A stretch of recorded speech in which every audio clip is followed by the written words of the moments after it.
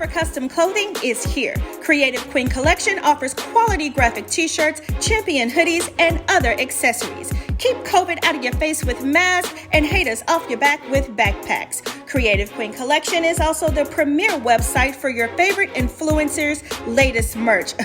Hair flip. Type www.creativequeencollection.com in your web browser to start receiving your favorite custom items today. Shop at Creative Queen Collection.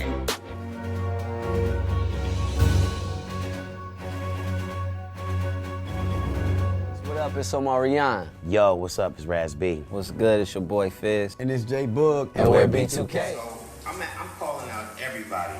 Y'all really gonna keep working with Chris Stokes, but R. Kelly's in jail. All right. Right. What was your reason for the breakup? I would say money. Oh wow. Okay. Yeah. And the reason why I would say money is because, fame and money does a lot of things to different people. There's certain people that can't handle, being dictated to or talked bad about, or so-and-so is in this ear, and you feel like you can't trust anybody, and we were very, very young, and we didn't have a really strong idea about what we were really getting into. What I mean by that is, it's like, when you're 14 and you're 15, you don't recognize, like, okay, this is y'all schedule. You have to be at the radio station at, 7 in the morning. We have a 2-hour drive, so that means you got to get up at 4:30, to drive 2 hours. And then after that, you have to remember to speak well. You didn't have no breakfast. Like, we didn't understand that it was a job. We were just kids, and we was like, yo, like, we want to perform, you know what I mean? Like, at the end of the day, we want to get back to the hotel after work and play, video games. So the reason why I say money and the reason why I say fame is because money can really do a lot. It's like, So would you say that ripped you guys apart personally? Or? well, nah, I wouldn't necessarily say that money ripped us apart personally, but I just felt like that was kind of like the idea that allowed people to feel like, well, shit, I got my own, you know what I mean? Like, well, I'm gonna do what I want to do, you know what I'm saying? I want to go which way I want.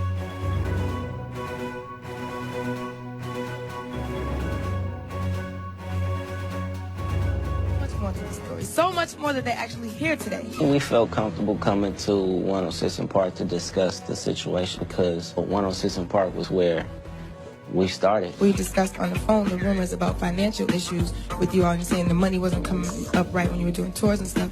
What exactly, can you elaborate on what happened or how deep it went? Yeah, we give you 2 examples. Scream Tour 2, Scream Tour 3, we didn't make any money. Not one penny. And when you say you didn't make any money, like, what do you mean you didn't make any money to us? We did 3 months of touring. In total, we did 6 months of touring and didn't receive 1% of a penny. We didn't. I just want to touch on something real quick. O did an interview for MTV. You know what I'm saying? And he made a comment. I got a house, I got a car.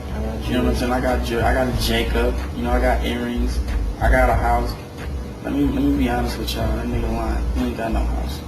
That's Marcus Houston house. That's Marcus' house. I used to live in that house before I got kicked out, but we'll get to that later.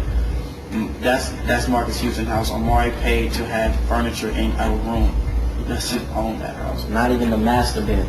He doesn't even have the master. So he has a Jack and Jill room that connects, but it's not the master bedroom. His car's not paid. Let's not go into personal business, but you know what I'm saying? He's trying to cover it up, saying that, he got money. Where did our money go? Let's set the record straight. We got money, but that don't mean we got it. That don't mean we got what's in time. Omarion is a little bit late, but he will be here. Yo, come on, man, what you doing? I'm coming. Come on, man, you been coming for an hour. Minutes, Queen Street, what up? Anyways, Believe that. we chilling. Come out, I'm like, yo, what's good, boy? What's poppin'? He like, what up? Yo, this nigga do that one more time. This nigga see it. What up, Fizz? What's poppin'? Right? So So I'm like, what's good, man? You know, me and Boog been trying to holler at you, man. We trying to, you know, write some shit for you on your next record, man. Right. You know, we ain't doing the group, so let's do some other business. Right. Yeah, man, you know, I changed my number, man. Here go my new number, man. He take out the BlackBerry and show me like this, cause he don't want to say it in front of the little niggas. He think we banging on him and shit. Right. His blood homie go in the little nigga pocket, take out his rag. That you feel like you guys were co-workers, not friends. For sure. Didn't ask me to come on the show of season 1 of Love and Hip Hop because he had nobody to look like he was friends with. Wasn't nobody calling and hanging out with this every day. Wasn't nobody best friends like that. Okay. That man right there was my best friend. There was no other members I was talking to. We about to do this basketball shot right here with B2K and IMX playing basketball against each other. Omarion's gonna see the fine girl sitting over there on the bleachers. What's up, ladies? Come over here and sit in the monitor. You can sit over here for you. That's that. I'm shooting 2 monitors, but that's one of them. See, like that? I'm not there. I can turn around. Close to the end of the video shoot. This is the last fit right here. We got the black, white, and blue leather with the hat and all of that, giving a little just raspberry flavor. And this is the big set, the big finale that they're gonna have in the breakdown. This is going to be Player. He's a cold player, cold pimp. He's a cold player. What's up, everybody? Our manager, Chris Stokes, he had the concept for the video. When he heard the song, he was like, okay, I'm doing the video. Do you have a girlfriend? Do you have a girlfriend? No. I don't have a girlfriend.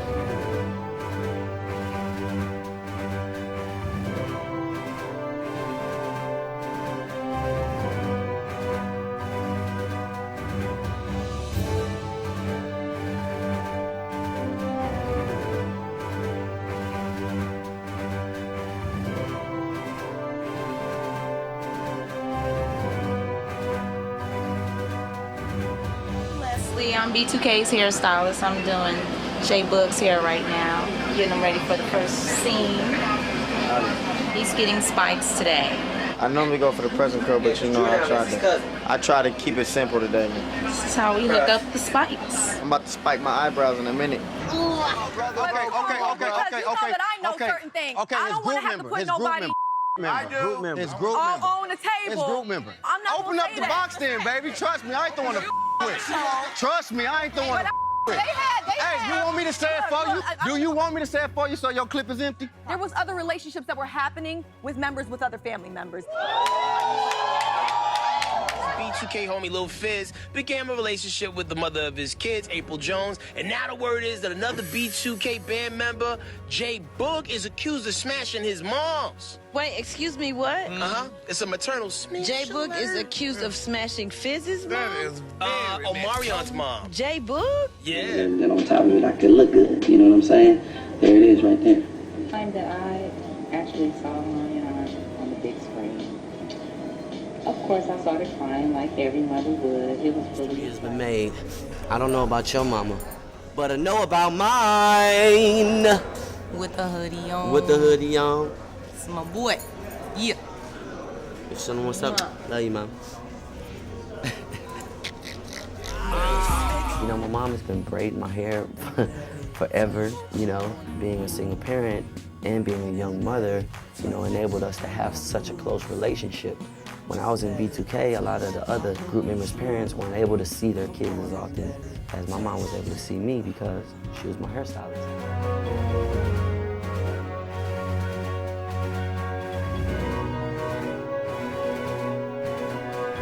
It's like pretty much it went in the direction to where he had control over our lives. We were scared to go home. So tell me, what kind of effect did it have on your home life, your parents, your friends? Because it had to be dramatic, you know, to whereas the management's got control over you, just pitting you against the parents or pitting you against your friends and things you don't even know because of your young age. How was that feeling? I mean, what was happening? It was definitely crazy. You know, parents got emotional, you know, several times because it was several, you know, arguments and, you know, mothers crying and stuff like that. You know, we got our parents and different people to vouch for that. You know, they feel like their sons was being taken away from them. It was wild. It was crazy. It was definitely crazy. It was to the point where if we wanted to go home, we could only go home for like a day and a half, and we had to come back because, you know what I'm saying, he didn't trust us at home. You know what I'm saying? Or he would make some business, thing pop up to where we had to. I gotta meet this, so I gotta make sure I get back. We couldn't go there, you know what I'm saying? Or like he would set up trips to go to Lake Arrowhead on Christmas. Yeah, that we had off. You know what I'm saying? And then it's like basically the relationship was set up like basically you tell me everything, you be my best friend, you gonna get everything. You know what I mean? It was like that. So we was basically trying to stick around because we didn't have no money, you know what I mean? So we was just like trying to get money where we could get money at. But at the same time, we wasn't noticing that, he was naive. He was keeping us away from our families, so our families couldn't educate us on what was going on because our family was seeing through it. But we would only have phone conversations, so when we had phone conversations, if our family started going into it, we didn't want to hear because we had already been, brainwashed on this end on what was really going on and what our parents was going to say. And, it was honestly crazy because what he would tell us our parents was going to say, they would actually say it. So he would already pre-prep us to where we wouldn't believe it. You know what I'm saying? We'd be like, nah, you just don't know what's going on. You know what? I got to go. I got to go do a radio drop.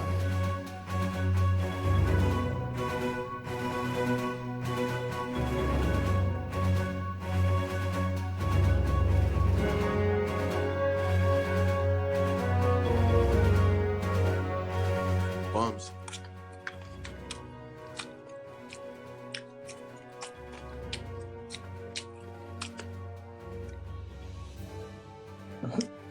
What?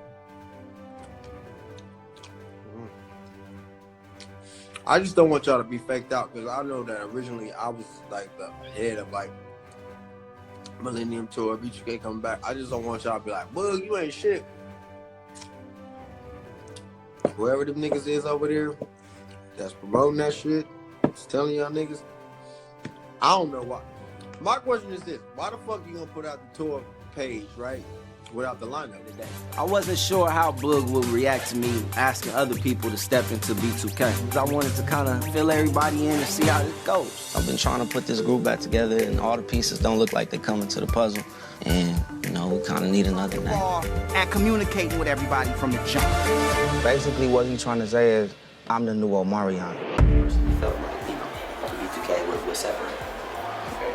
On the topic of B2K, this week on Twitter, I was on it before I came, I saw a tweet, and it said, still searching for attention, ? And the fans wonder why there will never be a reunion. Yeah. Shake my damn head, you're a joke, brah, you and the glasses. Yeah. Okay. Who are you referring to? Well, everyone knows who I'm referring to. I won't specifically say his name because I'm not going to give him any kind of shine, which that's what, he's specifically trying to do right now. If you're smart and you have any sense, you would definitely know that. It's a shame to me, that even when it comes down to blogs or when it comes down to, Dinettes, even like yourself, when, it's either like you're going to report the news or you're going to have an opinion about it. And there's a lot of the times, when I look at via sites or even people like him, it's just like, it's all about an angle. People don't care about personally, who they are. It's like, it's just about the money. It's about the business, you know what I mean? And if you look a little bit deeper into what that is and what that's about, it's about the money, and it's a joke. It's a joke. It's like funny. Okay, moving on. It's like who are you? You know what I mean? Like, come on, man, get your life together. You know what I'm saying? Like, do something different. You know what I'm saying? Why you gotta always have an opinion about something? You know what I'm saying? Like, be a man. Okay, moving on. In response to certain things, something traumatic has definitely happened. So. But can you tell me what's the status of Raz? I think he's in a better place than he was when, everybody seen him do the stuff that he did on the tour. We let him know what he needed help on, and we chose to move on because we had a show to put on. I know we talked about a couple of seasons ago when you started to reach out to Omarion, you said he wasn't returning your calls. Yeah, non-responsive. He's been that way. 15 years ago, he wanted to go solo. He went solo, he didn't talk to anybody. you know, and that What was your that. relationship with Chris Stokes like? Well, he another part of the piece is that at the time he was married to my play auntie, and that was the real connection there. And I have nothing to say. I have nothing to say about it. Let me win that shit. Let's set it up. Let's set that shit up, man. You know what I'm saying? Don't edit that part out because we ain't gonna tell nobody about it. Exactly. Yo, last question, man. Now, are you still friends with Omarion? Because I was seeing him on the Breakfast Club. He was kind of, you know what I'm saying? He said something. Well, it didn't look like y'all were friends no more. You know what? It ain't about friends or nothing like that. In this industry, things happen. People go their separate ways and do their thing. And you know, he doing his thing. I'm doing mine. You know what I'm saying? And we always gonna be brothers. But you know, he's out there doing his thing. And like I said, I'm doing mine. And we just, you know, we doing each other. You always stayed a good guy. Mine, you know. You always stayed a. Hey everyone, thanks for tuning in. On part 2, we will be getting into Omarion's younger brother. Orion was once signed to TUG as well underneath Chris Stokes, the Ultimate Group, and was a male R&B artist through Chris Stokes. Now, Chris Stokes had a lot of slumber parties while the guys were coming up with Immature, you know, and on and so forth. Now, Orion joined one of these slumber parties, and allegedly Orion was very upset and he wanted to leave and he was crying. So he called a friend of his mother's, a male friend, which I am being told that it was actually his uncle. And here is a picture of his uncle right here. This is Leslie's brother, Omarion and Orion's uncle, whom allegedly came and picked Orion up from the slumber party while being very upset. So we will be getting into that and what he was upset about in part 2. Thank you so much for watching, and SeanDavieWay will see you on the next show. Make sure you like and subscribe. Little boy, I knew what I wanted to be. Back then, and even still now, that hunger has never left me. Commercials, sold out shows, awards, movies, all of these things. And I'm still hungry. Hungry for what? Hungry to show you. This world is filled with a whole bunch of non-believers. And as a side note, I will just say, hi haters, my drive, my voice, my power, my dance. Before I explode, I'll say thank you in advance.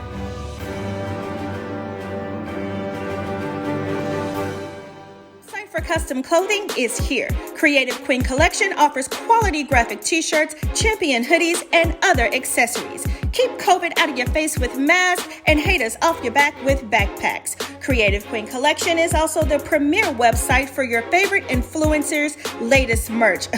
Hair flip.